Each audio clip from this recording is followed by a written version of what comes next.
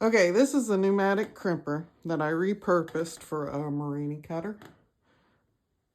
You can purchase them online. Amazon has them for around $150. This one's a little beat up. I'm going to mount it, but I'm going to have to straighten the feet on it first. It's basically a terminal crimper that crimps these pieces on wires. Only, obviously, this one will do a lot larger terminals on a lot larger wire. It comes with different attachments that, of course, I didn't need, so I threw away. I should have probably did this video before I started cutting it up, but basically all I did to it was cut these pieces off,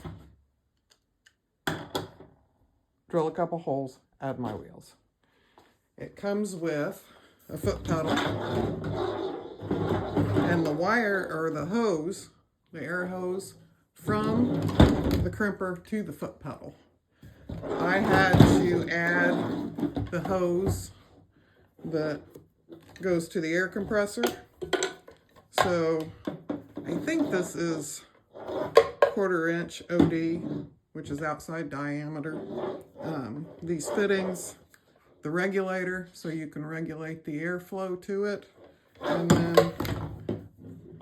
the fitting to hook to my air compressor. If you buy one and you're not sure what size you need, I had this all on hand. My late husband liked to save everything, which it comes in handy when you need things like this. But if you're having problems figuring out exactly what you need, you could take the crimper with you to your local hardware store, and they are more than happy to help you out with what you need to get it from the foot pedal to the air compressor. And of course, a regulator. You do want a regulator. All right, let's get it hooked up to my air compressor and try it out.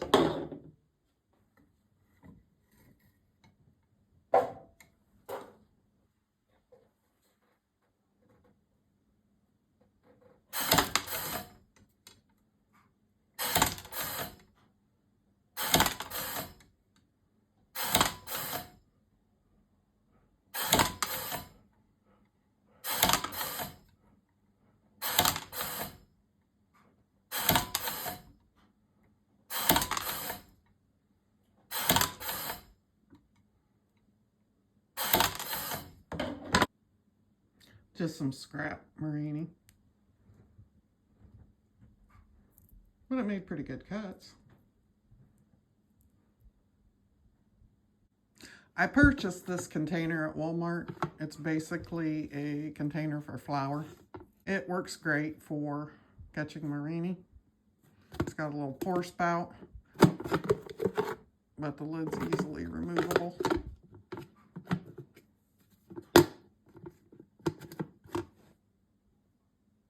And right now all I'm using is some wood that line up with the cutting wheels. And that's basically it. Here's a closer look at it. There's where the pieces were that I cut off. The jaws that came with it for crimping the terminals, just mounted between the two. This is the side that had the threaded holes. I just drilled through and put a lock nut on it. But there's the original hole. Like I said, you might be able to get away with just putting 2 wheels on it and not cutting the jaws off.